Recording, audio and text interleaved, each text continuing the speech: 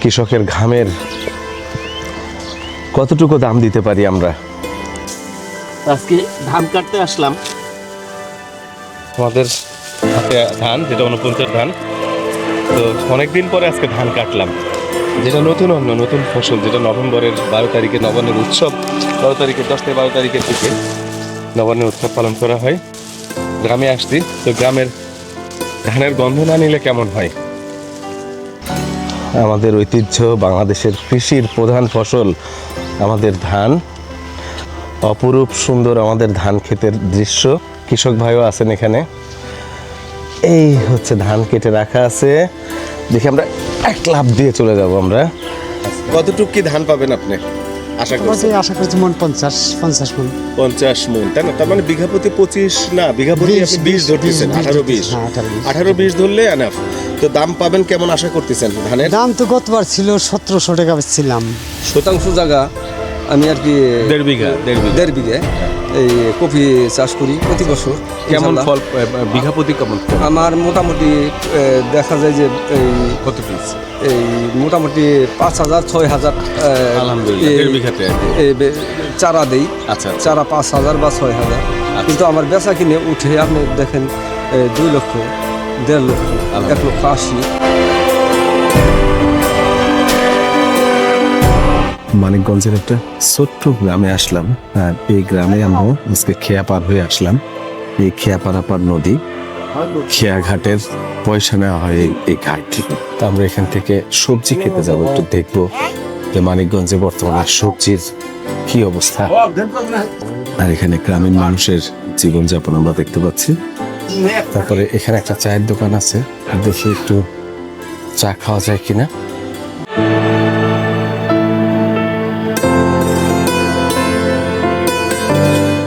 মানিকগঞ্জে এত সুন্দর, আসলে আমার জানা ছিল না মানিকগঞ্জ এত সুন্দর।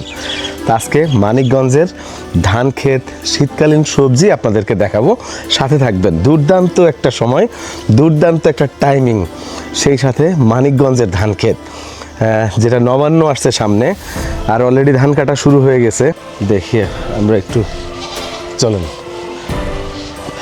আমরা একটু হাঁটতে হাঁটতে সবজি ক্ষেতের দিকে একটু যাবো। দেখি, হ্যাঁ, তো অনেকগুলো ছাগল, তাই না? এই যে ছাগল একটা বাচ্চা দেখি, এই যে বেবি ছাগল, এটা এই যে বেবি গরু।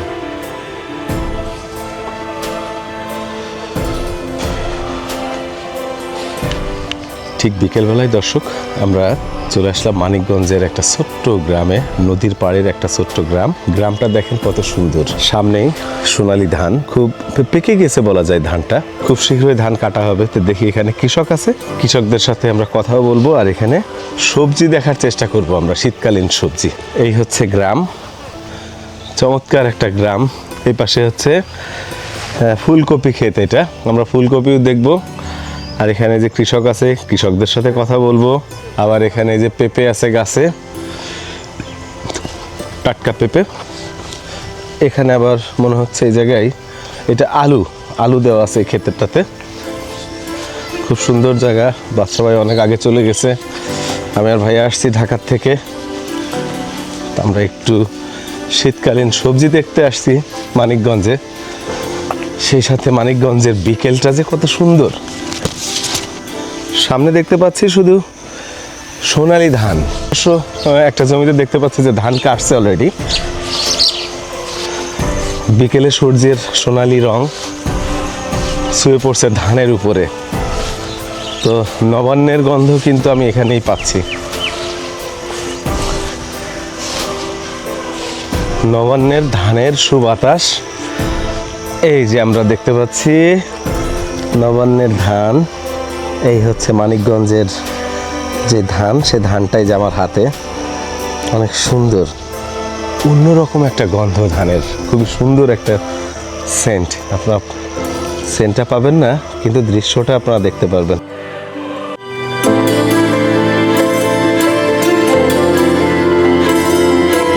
আর নিচে অবশ্য এখানে যে ধান, এই এক লাইন অবশ্য কাটা হয়েছে। দেখছি সুপারি গাছ আছে, সুপারি কেটে রাখা আছে এখানে। এই যে সুপারি দেখতে পাচ্ছি অনেক, ফুলকপির বাগানে সুপারি রাখা। আমাদের ঐতিহ্য, বাংলাদেশের কৃষির প্রধান ফসল আমাদের ধান। অপরূপ সুন্দর আমাদের ধান ক্ষেতের দৃশ্য, মানিকগঞ্জের ধান ক্ষেত। কৃষক ভাইও আছেন এখানে। এই হচ্ছে ধান কেটে রাখা আছে। দেখি আমরা এক লাফ দিয়ে চলে যাব আমরা। এই হচ্ছে ধান খেতে চলে আসছি, আমাদের মানিকগঞ্জের ধান খেতে আছি আমরা। তো এই যে ধান, কৃষকরা অনেক শ্রম, তাদের অনেক পরিশ্রম। তো এগুলো শ্রমের ফসল এটা। আর শুধু এটা কৃষকেরই সম্পদ না, এটা পুরো দেশের সম্পদ। এই ধান বিক্রি হচ্ছে বাংলাদেশের বাজারে, সেখান থেকে আমাদের মুখে পৌঁছে যাচ্ছে, ভাত হয়ে আমাদের মুখে আসছে। কৃষকের ঘামের কতটুকু দাম দিতে পারি আমরা। এই হচ্ছে আমাদের ধান ক্ষেত। ধান ক্ষেতের খুব সুন্দর একটা দৃশ্য আপনাদেরকে একটু দেখাই। শীতকালীন সবজি দেখাবো, সাথে ধান ক্ষেতটাও আপনাদেরকে দেখাই। অনেক সুন্দর। ভাই কেমন আছেন? লোকমান হোসেন, এত সুন্দর ধান হয়েছে আপনার? আল্লাহ খুব সুন্দর দাম দিয়েছে। অসম্ভব সুন্দর ধান হয়েছে আপনার। আপনার নাম লোকমান হোসেন? জি, লোকমান। এই গ্রামের নাম কি? গ্রামের নাম বারাহিরচর, এটা কি সিংগাইর উপজেলা? মানিকগঞ্জ জেলা। এটা সরাসরি মানিকগঞ্জ উপজেলাতে আমরা এখন সরাসরি মানিকগঞ্জ উপজেলাতে আছি। তো এটা কি ধান, এত সুন্দর ধান আপনার? এটাকে বলা হয় আপনাদের 49 49 জি। 49 ধান, যেটা মিনিকেট। এটা কি হ্যাঁ, মিনিকেট বলে? মিনিকেট, এটা মিনিকেট না? মিনিকেট। 49 মিনিকেট। জি। আমি তো ধানের ফলন এত সুন্দর আমার অঞ্চল কুষ্টিয়াতে, তো সেখানেও তো এত সুন্দর ফলন আমি দেখতে পারি না। তো আল্লাহ খুব সুন্দর দাম দিয়েছে। হ্যাঁ, অসম্ভব সুন্দর ধান আপনি পাইছেন এই সিজনে। জি। কত বিঘা ধান চাষ করছেন? এখানে আমি যে এবছর একটা ধান ডগা দেখছি, একটু যেটা চিটা বলেন, এখানে একটা ডগা আছে এখানে আমার টাকা সাথে। তো থাকে স্বাভাবিক, হ্যাঁ, একটা বাচ্চা। স্বাভাবিক থাকতেই পারে। এভারেজ অনেক ধান খেতে অনেক চিটা আসে, কিন্তু তার এখানে আমি খুব একটা চোখে পাচ্ছে না। চিটার পরিমাণ একদমই কম।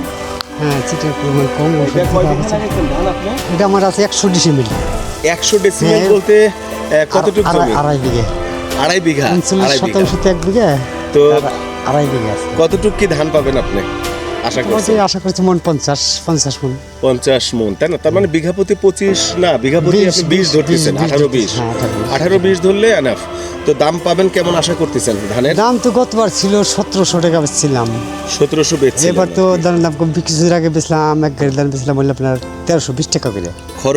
খরচও তো মোটামুটি ভালোই খরচ হচ্ছে ভালো এখন, না? হয়, খরচ অঙ্কটা এখন সার বেশি, খরচ অনেক লাভের বেশি। অংশটাই কম। লাভের কারণ অংশটা নানান কম। কীটনাশক সার মাস এসব কিনতে, কামলা জামলা এসব দামটা অতিরিক্ত বেশি, তো আচ্ছা আচ্ছা, লেগে তো লাভের অংশটা কম লাভের অংশটা কম। কম জি। তো আপনি এটা কি কৃষি অধিদপ্তরে কি আপনাদের যে চাষের ব্যাপারে যে সহযোগিতা বা হচ্ছে আপনার যে সার বিষ কীটনাশক যেগুলো পান, জি। এটা কি কৃষি অফিস থেকে কোনো সহযোগিতা পান না, আপনারা? সেটার সহযোগিতা এখন বর্তমান পাচ্ছি না আমরা। কোনো রকম সহযোগিতা জি আপনারা না, পাচ্ছেন না। না। এটা নিজস্ব উদ্যোগে নিজস্ব উদ্যোগে, নিজস্ব যা করার উদ্যোগে নিজের আপনারা উদ্যোগে চাষবাস করছেন। চাষবাস 49 করছি। ধানটা জি। অসম্ভব সুন্দর, সূর্যের রোদের কালার এবং ধানের কালার একই রকম আসে। ওরা মিল পাটি আসে, আপনার তো এমনি ব্যাপারী আসে, ওরা সরাসরি মিলে দিয়ে দেয়। এরকম এখানে ব্যাপার। মিল কোথায় আছে মানিকগঞ্জে? মিলে মানে মাঝে আর দামড়ে আছে আপনার যে- ওটা কি অটো রাইস মিল? হ্যাঁ, অটো আর আছে আপনার যে সাটুরিয়া মানিকগঞ্জ, সাটুরিয়া মানিকগঞ্জে। হ্যাঁ, এখানে সেটটা। তো দর্শক, আমরা জানার চেষ্টা করলাম, ধানের দাম জানলাম, এরিয়াটার নামও শুনলাম। গ্রামের নাম কি? গ্রামের নাম গ্রামের নাম হলো বারাহিরচর। বারাহিরচর। বারাহিরচর। বারাহিরচরের সোনালী ধান।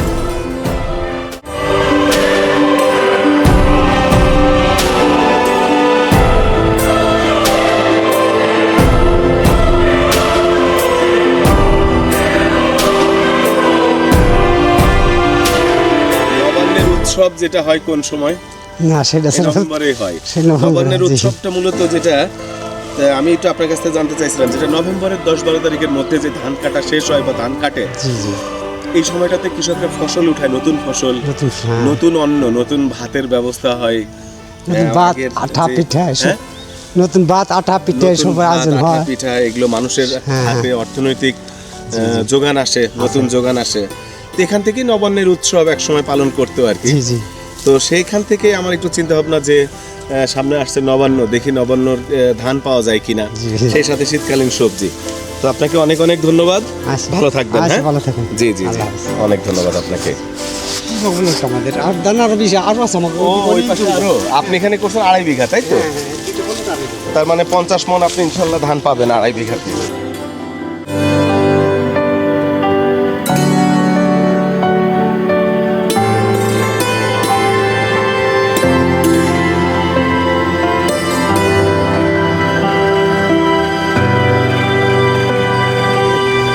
আপনারা এটা একটু গরু খায়। ও আপনাদেরও গরু খায় এটা না? জি, গরু খায়। আবার কিন্তু আমাদের ওখানে ওই যে দেয় লোকন ভাই, বাড়ির চালে ব্যবহার করে, যেমন ছাদে টিন দেয় না, হ্যাঁ, চালে, হ্যাঁ, চালে কিন্তু ব্যবহার করে আমাদের। সেটাই, হ্যাঁ। আমাদের এটা যেমন খড়ের চাল বলে আমরা আমাদের, খড়ের। খড়ের চাল যেটা। আমাদের খড়ি বলি, আমরা খড় বলি আর কি। আমাদের গরুর ঘর, রান্নাঘর, এটা অনেক ঐতিহ্যবাহী, অনেক পুরাতন আমল থেকে এটা আসছে। টিন তো কতজন মানুষ কিনতে পারছে টিন? পারছে, কতটুকু পারছে হ্যাঁ, না, পারছে না, সেটাই বলছি। অভাব অনটন তাদের সংসারে তো মিলে কি দেয়া। আমাদের বাড়িতেও ছিল, আমাদের হচ্ছে গোয়ালগুলো নাকি ভাইয়া, আমাদের তো মহিষের ঘর, যেমন আগেরা বলেছিল, গোয়াল ছিল, যেগুলো হচ্ছে আমাদের ইয়ে ছিল, ওই যে এই উপরে বিচুলি দিয়ে এই ধানের এটা দিয়ে আমাদের ছাউনি দেওয়া হতো, এবং এটা অনেক বছর চলে যাইতো। ঠান্ডা লাগে, হ্যাঁ, গরম হয় না, ওই ঘরে গরম হয় না। গরমের ওই সময় খুব ভালো লাগে। হ্যাঁ, গরমও হয় না তো এটা। শীতের দিনে একটু গরম লাগে। হ্যাঁ হ্যাঁ, আবার বেড়াও দেওয়া হয়। এটা এখন দেখা যাচ্ছে যে মানুষের চাহিদা মেটাতে গরুর মাংস, সেখানে গরুর খাবার হিসেবেই বেশি ব্যবহার হচ্ছে এটা। তো আমরা গল্প করতে করতে লোকমান ভাইয়ের সাথে চলে আসলাম আমরা ফুলকপির খেতে। ভাই আপনার নাম কি? আব্দুল আজিজ ভাইয়ের ফুলকপির খেতে চলে আসলাম। আজিজ ভাই অলরেডি পাইকারদের জন্য ফুলকপি তোলা শুরু করছে, পাইকাররা এখান থেকে কিনে কিনে নিয়ে যাচ্ছে নাকি আজিজ ভাই? হ্যাঁ ভাই, একটু দেখাবেন আপনার ফুলকপি? এই হচ্ছে শীতকালীন ফুলকপি। আর কি কি চাষ করছেন আজিজ ভাই? বেগুন গাছ দেখতে পাচ্ছি ওই জায়গায়, দেখি একটু সাইজটা কেমন আজিজ ভাই, দেখি। আজিজ ভাইয়ের হাতে খুব সুন্দর একটা ফুলকপি আমরা দেখলাম। জি, আসলে ফলনটা যা হওয়ার কথা ছিল ভাই, হ্যাঁ হ্যাঁ হ্যাঁ, বলেন তো। করতে পারিনি, এই বৃষ্টি বাদলের সংখ্যা বেশি তো। আচ্ছা আচ্ছা আচ্ছা, এই বৃষ্টি বাদলে অনেক ক্ষয়ক্ষতি করছে আমাদের, আকারেও বড় হইতো, ফুলও সুন্দর হইতো না? হ্যাঁ ফুলও সুন্দর হইতো আরো, হ্যাঁ হ্যাঁ হ্যাঁ আর আকারে আরো বড় হইতো। আর হ্যাঁ। তাছাড়া এই আমাদের যত খরচ গেছে, খরচটা আরো একটু কম হইতো। আচ্ছা, খরচ খরচাটা কম হইতো বলতে? খরচাটা কম হইতো মানে এই বৃষ্টির কারণে হ্যাঁ হ্যাঁ, আমাদের মনে করেন যে হ্যাঁ। এই খরচটা বেশি বাইরে গেছে। আচ্ছা কারণ আচ্ছা, এই এই যে জোগালপাতি করায় দেখেন কামলা খরচ আচ্ছা। বা ওষুধ, মেডিসিন, সার প্রয়োগ যা করছি, যা সার প্রয়োগ করছি, হ্যাঁ। এই বৃষ্টির কারণে আমার হ্যাঁ। এই সার দাম হ্যাঁ। কম লাগছে। আচ্ছা আচ্ছা, আসলে- তার মানে সারটা আসলে পানিতে ভেসে গেছে, পানিতে ধুয়ে গেছে। পানির, হ্যাঁ ভাই, ফলনটা অবশ্যই ভালো হইতো। আসলে মানে ওই বৃষ্টি বাদলে ক্ষয়ক্ষতি করেছে, বেশি ক্ষয়ক্ষতি হয়েছে আর কি। আচ্ছা আচ্ছা, যার জন্য এই ফুলকপিটা হইলো বৃষ্টি বাদলে একটু কম থাকলে, হ্যাঁ। এই বৃষ্টি বাদল হোক মাঝে মধ্যে হইলে আর কি মানে ফলনটা ভালো করা যায়। আর বিশেষ করে আমরা যে খরচটা করছি, খরচটা প্রচুর পরিমাণ বেশি হয়েছে। হ্যাঁ। কৃষির জন্য বারবার এই ক্ষেতের মেরামত করা হয়েছে, হ্যাঁ। কামলা খরচ বেশি গেছে। হ্যাঁ। হয়তো ঔষধ এই যে প্রয়োগ করতেছি, ওষুধগুলো আরও কম লাগতো। হয়তো এখন দিলাম, রাত্রে বৃষ্টি এসে পড়লো, এই ওষুধে কোনো কাজে লাগে না। আচ্ছা আচ্ছা, এই জন্য বারবার বৃষ্টি নামার কারণে বারবার ওষুধ দিতে হতেছে। আর পোকার সংখ্যা বেশি, বৃষ্টি নামার পোকার সংখ্যা বেশি হয় রোদ কম উঠলে। আর এই মানে সব মিলে দিলে আর কি ক্ষেত এবছর আমার প্রতি বছর ক্ষেত ভালো হয়। কত বিঘা করছেন এবার? আমার এখানে আমি প্রতি বছর 50 শতাংশ জায়গা আমি আর কি 1.5 বিঘা, 1.5 বিঘা। 1.5 বিঘে এই কফি চাষ করি প্রতি বছর। কেমন ইনশাল্লাহ। ফল বিঘা প্রতি কেমন ফল? আমার মোটামুটি দেখা যায় যে এই কত পিস? এই মোটামুটি 5,000 6,000 আলহামদুলিল্লাহ, 1.5 বিঘাতে আর কি। এই চারা দেই। আচ্ছা আচ্ছা, চারা 5,000 বা 6,000। কিন্তু আমার বেচা কিনে উঠে আপনি দেখেন 2 লক্ষ, 1.5 লক্ষ, 1,80,000। খরচটাও তো তুলনামূলক কম আছে আর কি। খরচও বেশি যায়, কিন্তু এই বছর খরচটা বেশি হয়েছে। কিন্তু এরপরে যাই যে আপনি বেগুনটা দেখতেছেন, এই বেগুনটা হইলো আমার এই মানে লাভে থেকে যায়। আচ্ছা আচ্ছা, আমার 1,00,000 টাকার বেগুন আসে। আচ্ছা আচ্ছা, তাতে আমার এই একই ওষুধের খরচটাই বা কামলা খরচের এটাই আমার এই খরচটা আর কি হয়ে যায়। আচ্ছা আচ্ছা, যার জন্য মানে প্রতি বছর মানে নেশায় বেগুনটার করি। থেকে আপনার খরচটা রিকভার করে। হ্যাঁ, জি জি। বাহ, আসলে কারণ কি বেগুন তো ঢাকায় আমরা অনেক টাকা দিয়ে কিনে খেতে হচ্ছে, বেগুনের দাম হ্যাঁ, অনেক। বেগুন তো আসলে ভাই বেগুন আমি এই খাতে আমি প্রতি বছর ভালো পয়সা পাই। হ্যাঁ হ্যাঁ এই বেগুনটা আসলে ওই যে আপনার যেটা ওই যে বল বাগুন যেটা বলে গুল, হ্যাঁ, এরা খাইতেও খুব সুস্বাদু। চলুন আমরা একটু বেগুনটা দেখি, এ, আসেন। আসলে বেগুনটা এখনো নামে নেই ভাই। গাছটা দেখি একটু। হ্যাঁ, গাছটা দেখেন, এই যে এই দিকটা পাশে দেখেন। আছে না, চলুন আমরা গাছ দেখি। বেগুনটা আসলে এই যে শীত পড়তেছে, বেগুনটা আসলে অনেক আশা করি ফলনটা ভালো হবে। আচ্ছা কিন্তু এর মধ্যে দেখেন এই যে কিছু গাছ দেখেন, আচ্ছা। এই যে হলুদ হলুদ আকার দেখা যাচ্ছে। এইটা কি আজিজ ভাই, এটা বড় বেগুন হয় এটা? হ্যাঁ, বড় বেগুন হয় ভাই। এটা আধা কেজির উপরে চলে যায় বেগুনটা। আচ্ছা আচ্ছা। আধা কেজির উপরে চলে যায়, 80 টাকা 70 টাকা আচ্ছা। কিলো বা কেজি বিক্রি হয়। আচ্ছা আচ্ছা। আর ফলনটা যদি ভালো হয় 80 টাকা 70 টাকা। এটা আপনার দাম পান, এমন দাম পান এটা? হ্যাঁ, এমন দাম পাই। আর তাছাড়া বাজার একটু কমে এবার গেলে শীতকালে কেমন দাম পাবেন?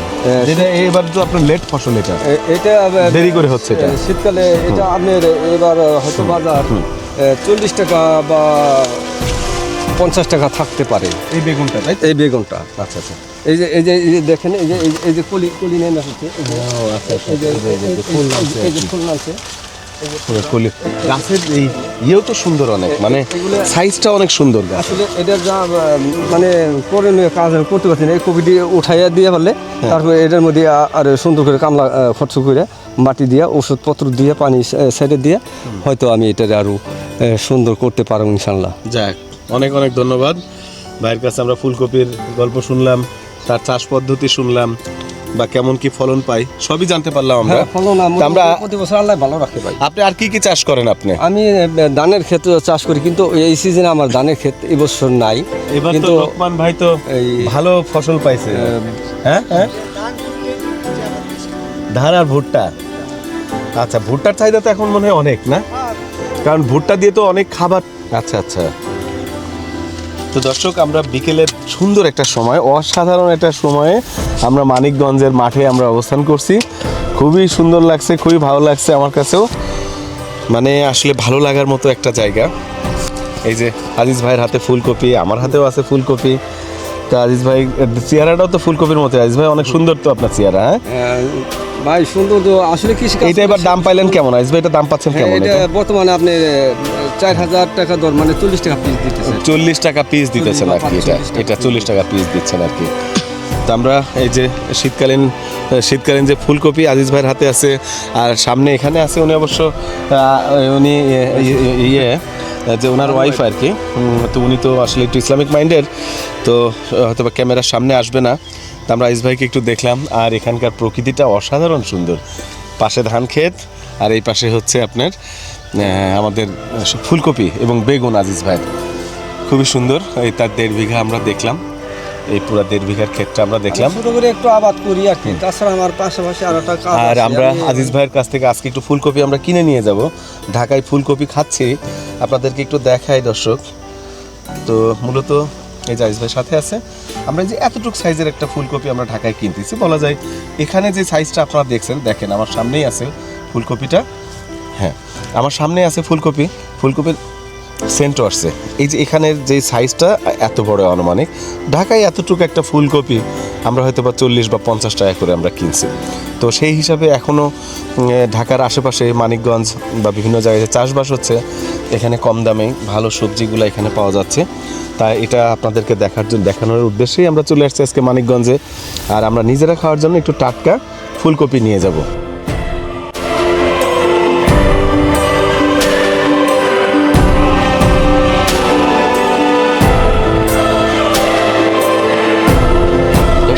আমরা আপনাদেরকে বেশ কয়েকটা সবজি দেখাইতে চাইছিলাম, তবে পারলাম না, কারণ এই সময়টা আসলেও এবার বর্ষার কারণে তারা অগ্রিম সবজিটা লাগাইতে পারে নাই, যার ফলে এই সময়ে সবজিটা বেশি যেই সবজি বা অনেক ধরনের যে সবজি সেটা এখন হয় নাই।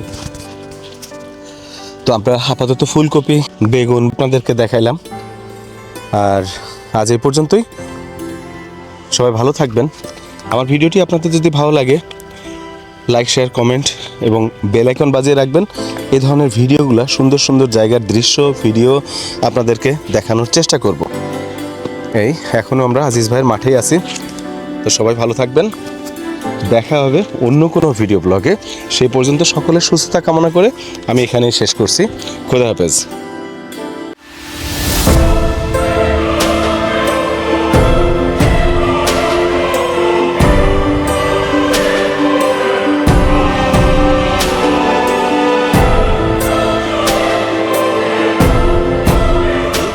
সব সকিরি পার করে পার করিতে নিব না নেবো আনা আনা এই গানটা একটু শোনান। তোমার বেলায় নিব সখী তোমার কানে শোনা গানটা একটু শোনান গান বেলায় আমার সব এই যে চলছে পাশে আছে টিয়া পারাপার হচ্ছে আর এই যে ক্রিয়াঘাটে এটি আর কি লজ্জা করে এই ইয়ে নিচ্ছে টাকা উঠাচ্ছে ভাই তা আমাদের বেলায় কি টাকা নেবেন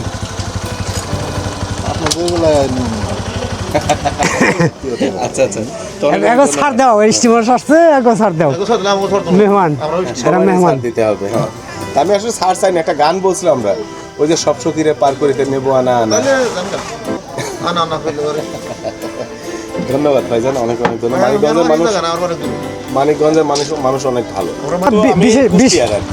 বিশেষ করে আমাদের যে বারার চাপটা বললাম না এই জায়গাটা সবচেয়ে আসলে